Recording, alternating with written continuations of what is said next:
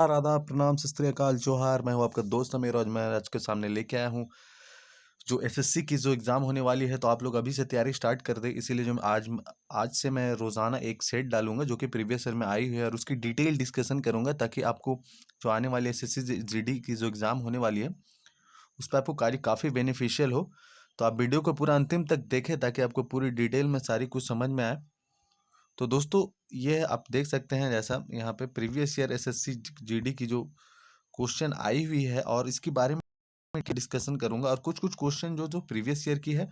और दोस्तों, कुछ कुछ क्वेश्चन जो है इंपॉर्टेंट क्वेश्चन जो आने की संभावना है वो ली गई है। तो आप लोग वीडियो को पूरा देखें। मैं हर एक चीज को एक क्वेश्चन के डिटेल में बताऊंगा, ताकि एक क्वेश्चन से आपको बहुत सारी क्वेश्चनों का पता चल सके, ताकि आपको एग्जाम में दिक्कत ना हो। तो चलिए हम बढ़ते हैं सबसे पहले क्वेश्चन की ओर। और हमारा जो पहला क्वेश्चन है ये है, what is the full form of NSDL? National society development limited, national securities deposit limited, या नेशनल सोशल डेवलपमेंट लिमिटेड, या फिर डी जो है नेशनल सेफ्टी डेवलपमेंट लिमिटेड। तो इसका जो सही आंसर है वो है आपकी दोस्तों नेशनल सिक्योरिटीज डिपॉजिटरी लिमिटेड। ये जो है इसके सही आंसर है, नेशनल सिक्योरिटीज डिपॉजिटरी लिमिटेड। तो अभी इसकी जो है, आप ये तो जान गए दोस्तों कि एनएसडीएल की फुल फॉर्म क्या है। ये हो सके आपको कोई भी और एग्जाम में पूछा जा सके, या हो सके आपको एनएसडीएल कब स्टैब्लिश हुआ ये पूछा जा सके। तो इस तरह की जानकारियां मैं पूरी डिटेल में बताऊंगा। ये जो है एनएसडीएल आखिरकार है क्या, ये जानने वाली बात है। तो ये दोस्तों एक है जिसकी Indian central securities depository based है, इन मुंबई में है ये। इंडियन सेंट्रल सिक्योरिटी डिपॉजिटरीज जो है, इसको जो जाना जाता है इंडियन सेंट्रल, मैं दोबारा रिपीट कर रहा हूँ, सिक्योरिटीज डिपॉजिटरी, जो कि मुंबई में है। और इसकी स्थापना जो की गई थी दोस्तों 8 नवंबर को की गई थी। तो मैं यहाँ पे लिख देता हूँ, 8 नवंबर को इसकी स्थापना की गई थी और 1996 में की गई थी, 1996 में की गई थी। और फर्स्ट ये जो है NSDL, first electronic securities depository in India with national converge based on suggestion by national institution responsible for economic development of India. ये जो है, ये जो पहला था इंडिया में, जो इलेक्ट्रॉनिक सिक्योरिटीज डिपॉजिटरी जो था पहला इंडिया में था, और जो कि काफ़ी बेनिफिशियल हुई इकोनॉमिक डेवलपमेंट ऑफ इंडिया के लिए दोस्तों। तो इतनी इन्फॉर्मेशन थी, इतनी इन्फॉर्मेशन पूछी जा सकती है, आपको क्वेश्चन भी बन सकती है कि कब स्थापना हुई और पहला क्या था, पहला national securities, first electronic securities depository in India किसे, कहाँ पे था, ये भी पूछी जा सकती है, कब स्टैब्लिश हुआ, किस डेट में। तो अब बढ़ते दूसरे क्वेश्चन की ओर। तो दूसरा जो क्वेश्चन है हमारा दोस्तों वो है, मैं कलर चेंज कर लेता हूँ, if export equal imports then which of the following relation will be true? मान के चलिए इक्वल हो जाए इंपोर्ट का, तो कौन सा रिलेशन ट्रू हो सकता है? तो ये आप देख लेते हैं हम लोग, GDP is equal to GNP, GDP is equal to GDP is greater than GNP, GNP is greater than GDP, या नन ऑफ दिस। तो इसका जो सही आंसर होगा वो क्या होगा दोस्तों, आप लोग बताएं। बात है कि वो जीडीपी होती क्या है। तो दोस्तों, जीडीपी जो होती है उसको कहा जाता है, इसकी फुल फॉर्म भी मान लीजिए कहीं पे पूछ लिया जाए कि आपको, हो सकता है कि एग्जाम के पैटर्न इजी कर दिया जाए, कहीं हो सकता है पूछ भी दिया जाए, तो इसलिए आप लोग को जानना जरूरी है। तो जीडीपी जो है वो होती है ग्रॉस डोमेस्टिक प्रोडक्ट। हो सकता है काफ़ी दोस्तों को पता होगी और काफ़ी दोस्तों को पता नहीं होगी। जीडीपी जो हो, ये होती है ग्रॉस ग्रॉस डोमेस्टिक प्रोडक्ट। ये होती क्या है? ये होती है एस्टिमेटेड वैल्यू होती है, टोटल जो वर्थ होती है कंट्री की, estimated value of total worth of country products and services within its boundary by its nationals and foreigners calculated over a course of 1 year। ये और जीडीपी जो है वो कैलकुलेटेड होती है 1 साल के लिए। और जीडीपी की जो फॉर्मूला आपको बता देता हूँ, आप लोग इससे समझ जाइएगा। तो मैं इसको ले लेता हूँ। जीडीपी जो होती है वो होती है आपकी कंजम्पशन, ठीक है, प्लस इन्वेस्टमेंट, आप लोग देख सक रहे हैं, investment plus government spending, government spending plus export minus import, ये होती है। और जीएनपी क्या होती है? होती है ग्रॉस नेशनल प्रोडक्ट। ये भी होती है estimated value of total worth of production and services by citizen of country.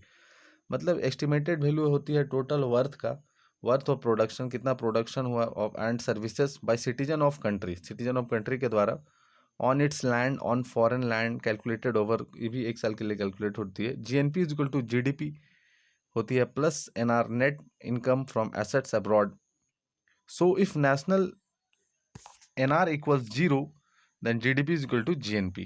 तो ये इसीलिए GDP is equal to GNP होती है। तो आप लोग ध्यान से सुनिएगा मैं क्या बोल रहा हूँ, तभी आपको समझ में आएगी। तो अब दूसरा जो है यूथ सेट। यूथ सेट क्या होती है? यूथ सेट रिफर्स टू, तो यूथ सेट पहला यूथ वेबसाइट, दूसरा है सैटेलाइट, तीसरा है वीकेंड, ये मोशन पिक्चर। तो यूथ सेट क्या होती है? तो यूथ सेट एक सैटेलाइट है दोस्तों। तो ये इसका सही आंसर है ऑप्शन नंबर ए, ये है सैटेलाइट। और ये जो सैटेलाइट है ये लॉन्च हुई थी आपकी, देखिए थोड़ा डिटेल में जान लीजिएगा इसके बारे में। ये लॉन्च हुई थी आपकी हरिकोटा से, श्री हरिकोटन से 20 अप्रैल को, 20 अप्रैल को 2011 में, 2011 में लॉन्च हुई थी। और ये जो है यूथ सैट जो है जॉइंट रशियन और Indian scientific educational artificial satellite mission थी। ये थी जॉइंट, दोबारा रिपीट कर रहा हूँ, जॉइंट रशियन और Indian scientific educational artificial satellite थी, आर्टिफिशियल सैटेलाइट मिशन, जो कि पार्टिसिपेशन हुआ था आपकी student from universities at graduate, post graduate and research scholar level. और ये तो build using ISRO's India's mini satellite bus. और ये जो बिल्ड हुई थी किसके द्वारा? Using ISRO's India's Indian mini satellite elite 1 bus. तो आप लोग सुनिए दोस्तों ध्यान से क्या क्या मैं बोला। थोड़े मैं स्पीड बढ़ाता हूँ दोस्तों। Which among the following describes public interest group? तो organizes that promote interest of particular section of people, organization that promote common, क्या लिखता होगा ये? ओ होगा ये कॉमन इंटरेस्ट, ये होगा interest. Organisation that promote common interest, और तीसरा जो है struggle launched for resolution of social problem, और organisation that mobilise people with view to win political power. तो इसका सही आंसर जो होगा दोस्तों वो होगा organisation that promote common interest, जो ये है ऑप्शन नंबर बी जो है। आप लोग देखिएगा ऑप्शन नंबर 20 का सही ऑप्शन है। तो इसका क्वेश्चन को आप समझिए। Public interest group, which among the following describes public interest group?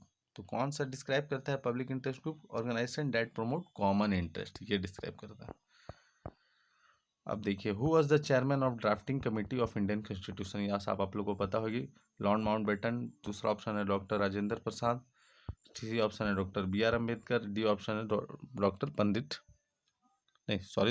Jawaharlal Nehru. तो इसका जो सही ऑप्शन है वो आप लोग सबको पता है, डॉक्टर बी आर अम्बेडकर। और कुछ लोगों को हो सकता है पता, अब नहीं भी होगी। तो ड्राफ्टिंग कमेटी के जो थो कब हुई थी? द कॉन्स्टिट्यूंट असेंबली, जो ये ड्राफ्टिंग जो कमेटी हुई थी, किसके चेयरमैनशिप के अंडर हुई थी? Doctor B R Ambedkar. कब हुई थी दोस्तों? 29 अगस्त को, आप लोग सुनते जाइएगा, 1947 को हुई थी। और दूसरा जो पॉइंट है वो इम्पॉर्टेंट पॉइंट बता रहा हूँ जो कि पूछी जा सकती है। और वो समिट हुई थी असेंबली में, कब हुई थी? 4 नवंबर 1947 को हुई थी।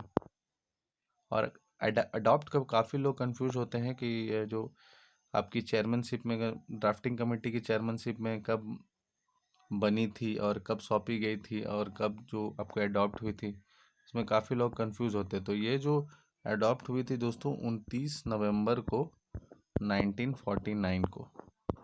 तो आप लोग ध्यान रखिएगा इसकी।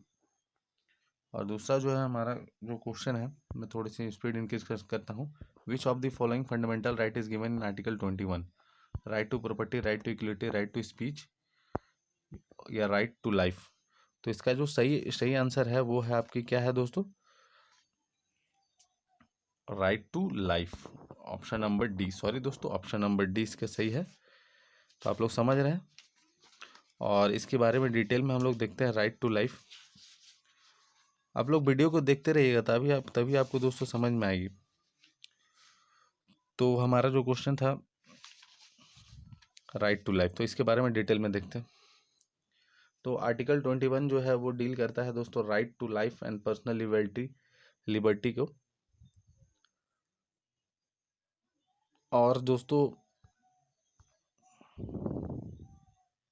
आर्टिकल 21 कब क्लेम किया जा सकता है? जबकि वो डिप्राइव हो जाए ऑफ हिज लाइफ और पर्सनल लिबर्टी के द्वारा बाई स्टेट, जो कि डिफाइन है आर्टिकल नंबर 12 में।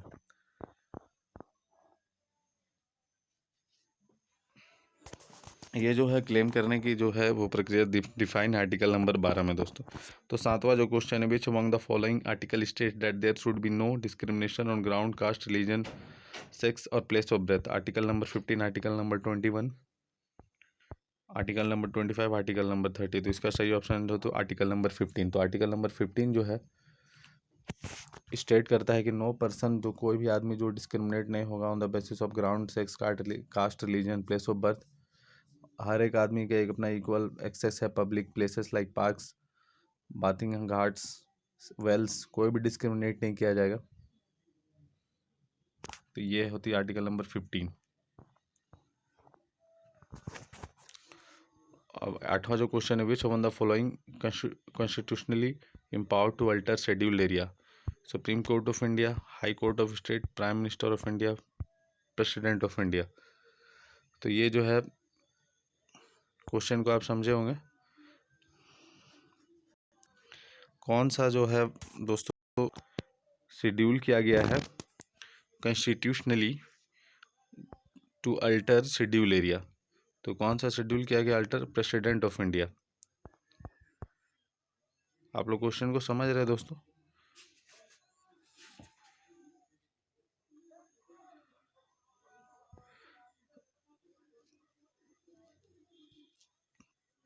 क्वेश्चन को समझ रहे हैं आप लोग? Which of the following is constitutionally empowered to alter schedule areas? समझ रहे हैं आप लोग? तो supreme court of India, high court of state, prime minister of state या प्रेसिडेंट ऑफ इंडिया। तो इसका सही ऑप्शन है वो है आपका दोस्तों ऑप्शन नंबर डी, जो कि है president of India. President of India जो है इलेक्ट एम्पावर अल्टर कर सकता है शेड्यूल एरियाज में। Option number D, how is the president of India elected? Directly, by public voting, by single transfer vote, by single secondary voting? All question are correct, all option are correct. तो इसका सही option जो है आप लोग बताएं दोस्तों, क्या होगा सही ऑप्शन? तो इसका सही ऑप्शन जो है वो है आपके option number B, by single transferable vote. Which among the following had written the famous poem Sarfaroshi ki Tamanna? Bismil, अजीम बाडी, चंद्रशेखर आज़ाद, अशफाकुल्ला खान, राम प्रसाद बिस्मिल। तो इसका सही ऑप्शन क्या है दोस्तों? सही आंसर है इसका option number 1, Bismil Azimabadi. Which governor general of India started the postal service in India? काफ़ी इंपॉर्टेंट क्वेश्चन है, काफ़ी बार पूछी गई है। Lord Canning, lord Cornwallis, lord Dalhousie और लॉर्ड वारेन हेस्टिंग। तो इसका पोस्टल जो सर्विस है इंडिया में किनके द्वारा स्टार्ट किया गया था? तो बताया आप लोग किनके द्वारा स्टार्ट कर दिया गया था? तो ये स्टार्ट किया गया था दोस्तों ऑप्शन नंबर डी, जो है लॉर्ड वारेन हेस्टिंग के द्वारा।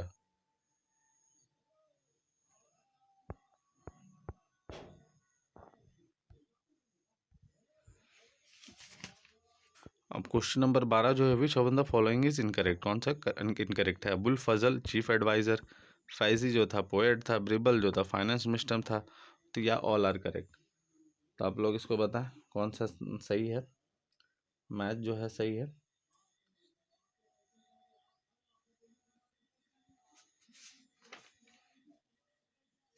देखिए इसका जो सही मैच है वो है आपका, मैं इसको कलर थोड़ा ही करता, बिरबल। बिरबल जो था वो फाइनेंस मिनिस्टर था। बिरबल वा जो था वह हिंदू एडवाइज़र जो था, वो अकबर का कोर्ट में हिंदू एडवाइज़र था। और he was appointed as a poet by Akbar, appointed as a poet and a singer.